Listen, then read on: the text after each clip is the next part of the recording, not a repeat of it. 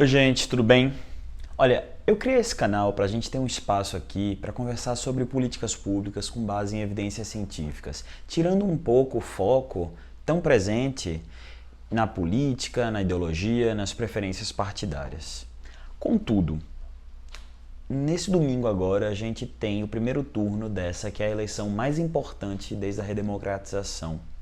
E eu acho difícil continuar falando aqui sobre políticas públicas para melhorar o bem-estar da população, políticas públicas para garantir um futuro melhor, que no final das contas é para isso que elas servem, criar um futuro melhor para a nossa comunidade.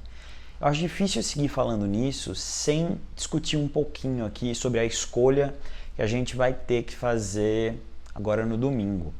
Então eu queria tirar uns minutinhos aqui para falar sobre como eu vejo esse cenário, como eu vejo o voto a ser dado no domingo. E eu respeito completamente outros pontos de vista, eu não acho que é a única forma de pensar, eu não acho que é óbvio o que tem a ser feito, mas talvez existam pessoas que pensam muito parecido comigo, que acham que estão encarando uma decisão longe da ideal e talvez me ouvir, talvez ver o que eu penso sobre domingo, talvez ajude elas a tomarem uma decisão se elas estiverem ainda meio que em cima do muro sobre o que fazer.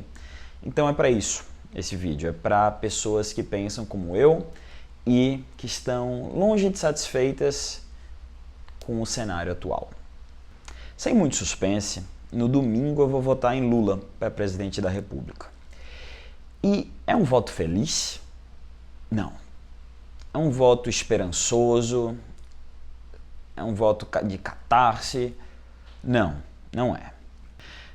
Eu tenho muitas críticas aos 2 mandatos do governo Lula.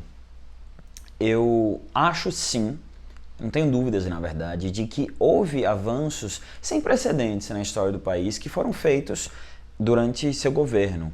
A gente teve uma consolidação e uma expansão de políticas sociais importantes e, novamente, inéditas até a redemocratização, que tiveram origem em grande parte no governo FHC e foram expandidas, consolidadas dentro de um orçamento que estava finalmente organizado, que estava com responsabilidade fiscal pela primeira vez. Isso foi muito importante e os ganhos que o país teve por conta disso são imensuráveis.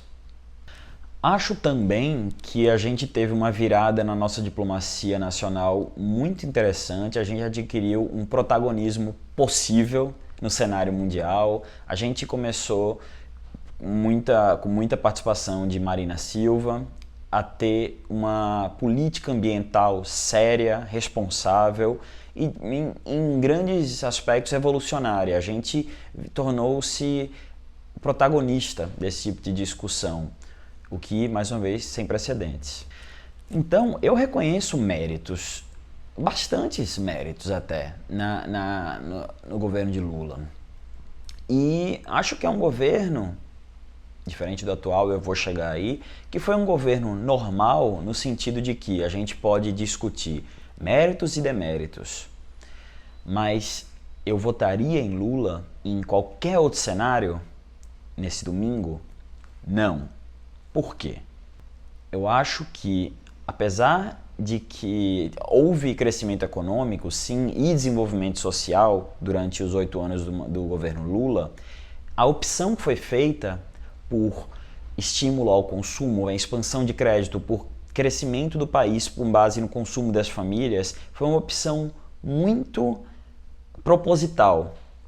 É uma opção que garantiu uma sensação econômica muito positiva durante esses anos e que garantiu, sem coincidência nenhuma, uma base eleitoral absurda. Tanto é que ele saiu em 2011 com 80% de aprovação, se eu não me engano, o que é bizarro, o que é colossal. Só que essa decisão muito espertamente feita e muito proposital criou uma bomba relógio fiscal que explodiu e foi potencializada pela incompetência da presidente Dilma. Explodiu ali na frente, no momento em que o mundo estava numa trajetória de crescimento, a gente teve uma violenta recessão, que foi uma das mães do cenário de tensão social que a gente está vivendo agora. A gente teve estagflação, que é estagnação de crescimento e inflação, que são duas coisas que geralmente não eram para andar juntas, a gente teve em 2015. E foi por conta, em grande parte, de escolhas que Lula fez durante seu mandato. Ele tomou atalhos, crescimentos, números rápidos, e depois se provou precários, porque foram desfeitos por durante um governo do seu partido. Então é impossível a gente achar normal, num cenário de boom de commodities, de responsabilidade fiscal que Lula tinha, ou seja, navegando em céu de brigadeiro, a gente ter tido desindustrialização. A produtividade não ter crescido acompanhando os níveis do país. Isso é uma grande crítica que eu tenho a ele, mas não é a principal. A gente pode falar sobre corrupção, e eu não tenho pessoalmente dúvidas de que se a gente conseguisse enxergar toda a verdade dos fatos, haveria sim crimes cometidos o suficiente para garantir uma eventual condenação, mas juridicamente ele é um cara que não é condenado, é um cara que tem completa legitimidade para participar do jogo político. E outra, daí sou eu pensando, eu não acho que investigações desse tipo, como a gente teve, que por exemplo, jogaram luz no Mensalão, é um fenômeno recente na história social, política, jurídica brasileira. Então, você vir me dizer que o Lula é um ladrão como nenhum outro que teve no país, isso é bobagem. A gente é um país baseado no patrimonialismo, no personalismo, das contas públicas. Então, a gente é um país feito na corrupção. Isso obviamente é um mal e não diminui, só que eu só não acho que haja um excepcionalismo de Lula nesse sentido. Um dos meus grandes problemas, que eu acho que é um dos mais difíceis de ser debelado, de ser combatido, feito pelo governo Lula, foi uma aposta, quando a gente estava num cenário de certa pacificação social, foi uma aposta dobrada no populismo. E o populismo é a doença da democracia. O populismo é você criar uma tensão entre nós contra eles. E eu não acho que Lula criou isso, não. Eu sei que Lula não criou isso. É um fenômeno que não é brasileiro, mas que a gente teve em diferentes momentos do país esse fenômeno. Mas Lula teve a capacidade, teve na mão a capacidade de levar isso a um outro nível, porque ele, num cenário em que o último governo tinha sido extremamente positivo para o que Lula acabou fazendo, para os méritos de Lula, ele seguiu com uma retórica de nós, o povo, contra ele. Ele falou 1000 vezes em herança maldita, o que foi tudo menos isso do Fernando Henrique. E isso, a gente, quando tá todo mundo tendo TV de 50 polegadas, de tela plana, quando tá a geladeira cheia, quando a gente tá fazendo churrasco e tomando cerveja, no linguajar do próprio Lula, isso é fácil deixar desapercebido. Só que, pensando agora, olhando para trás, eu vejo sinais ali de coisas que que agora, né, anos depois, se mostraram, que eu me lembro que eu sou de Recife, eu fui criado em Recife, eu me lembro que sempre ficava entre eleições com o PSDB e o PT, o PMDB, antes de o PSB mesmo ser essa grande força que é lá hoje, e se você pensava em votar no PSDB, você era chamado de fascista. Isso não é uma coincidência. Esse tipo de retórica, o PT sempre gritou lobo.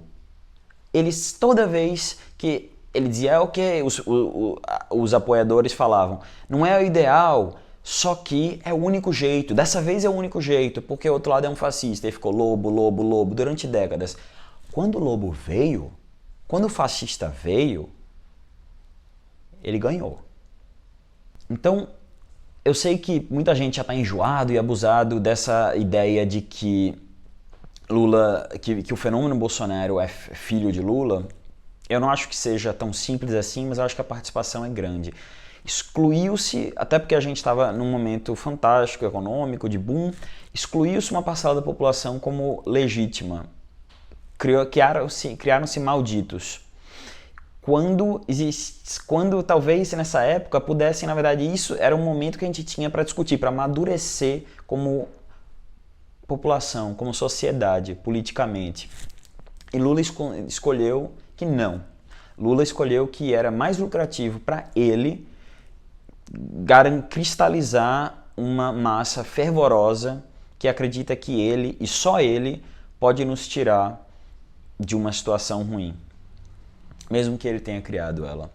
Então, ficou bem claro aqui que eu acho que a gente ter que escolher Lula de novo como nosso presidente é um cenário muito infeliz. E talvez você pense como eu, talvez você esteja muito resistente a dar esse voto.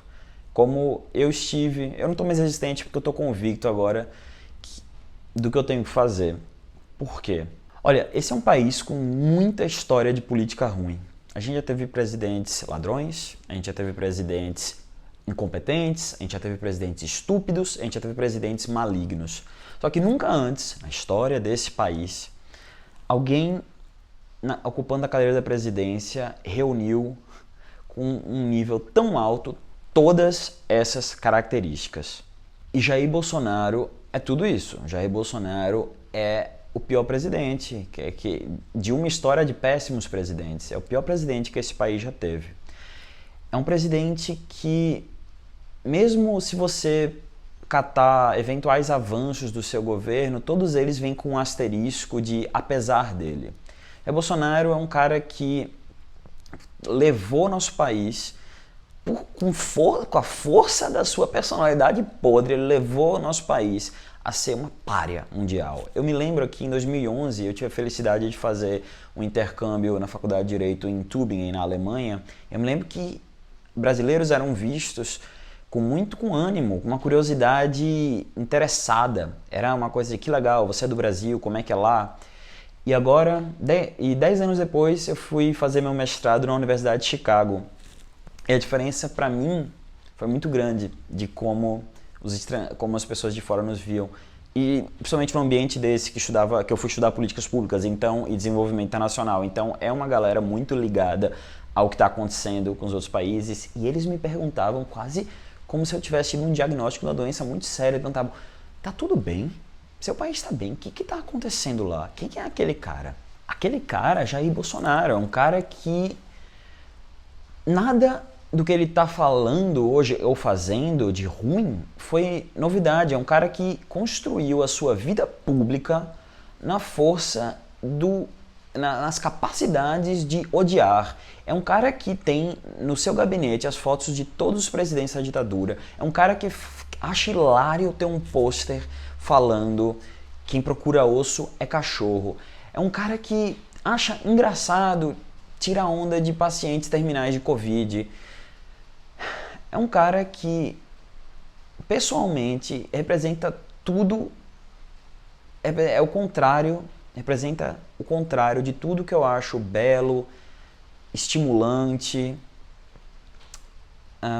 importante na vida e principalmente na vida pública. Então, eu acabei colocando as coisas de uma forma meio simples, numa decisão estratégica que eu tenho a fazer. Eu tenho um cara aqui contra quem eu tenho várias críticas.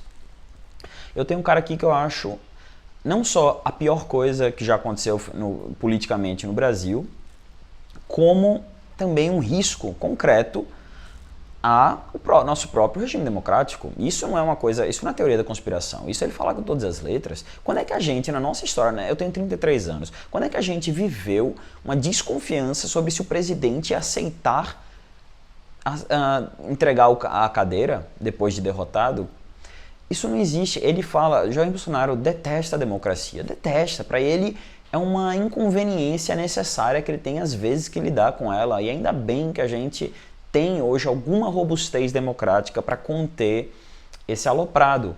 Então, para mim, ante a perspectiva de dar mais um mês para esse cara fazer baderna e fazer violência e gente realmente, concretamente, literalmente se machucar nesse processo, eu acho que a gente, não a gente, fala por mim, eu acho que eu tenho que votar para, de toda forma, garantir que essa eleição acabe no domingo. E ela vai ter que acabar, se ela vai acabar no domingo, é com Lula. Então, para mim, ficou simples. Hoje eu tô convicto sobre isso. Eu tô ok em ser fiel oposição nos próximos 4 anos e a gente tem que navegar isso e quem sabe ali em 2026 a gente elege alguém melhor. Mas agora, da maneira que eu vejo, decisão estratégica, se você faz as contas, é muito simples. Se você, não, como eu, não gosta do Lula, passa um álcool em gel no dedo, respira fundo, vai de preto votar, digita 13, confirma e com muito trabalho, com muita oposição e com muito diálogo, vamos tentar retomar um caminho positivo para esse país. E aí, o que você acha? O que você está pensando para domingo? Olha, o importante é a gente não parar de conversar, só que mais importante ainda é você se cuidar da sua família.